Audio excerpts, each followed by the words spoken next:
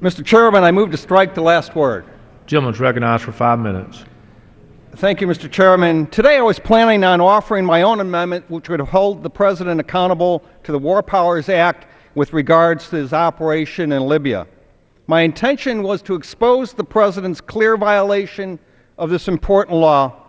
However, I was concerned that some wording could have raised a point of order. That being said, I'm proud to co-sponsor Mr. Kucinich's important amendment that will completely cut off funds for this illegal war.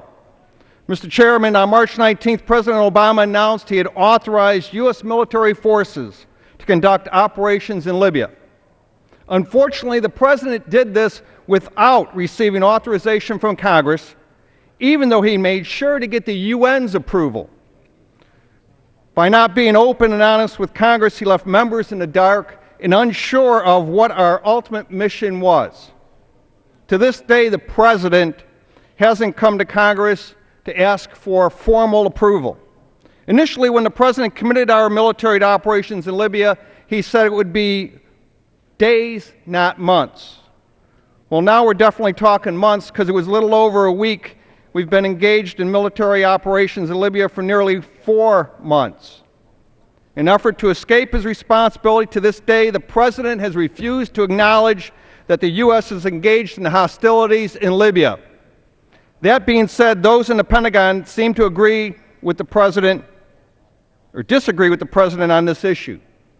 While the President has turned a blind eye to truth, the Department of Defense has decided to award imminent danger pay for service members who fly over Libya and for those who serve on ships within 110 nautical miles of the shore.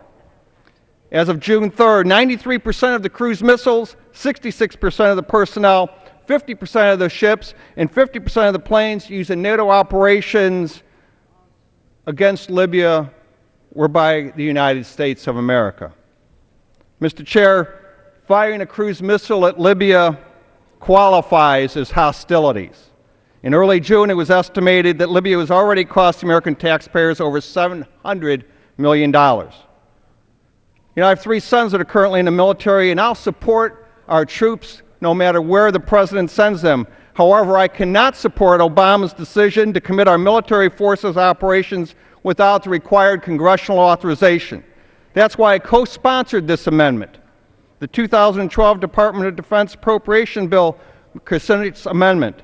With that, I ask all my colleagues, all members, to come down here on the House floor and to express support for this important amendment, to reclaim our Constitution, to reclaim the validity of this Congress as it relates to committing troops to war. Mr. Speaker, I support this amendment. I encourage all my colleagues to support this amendment, and I yield back the balance of my time. Gentleman's time.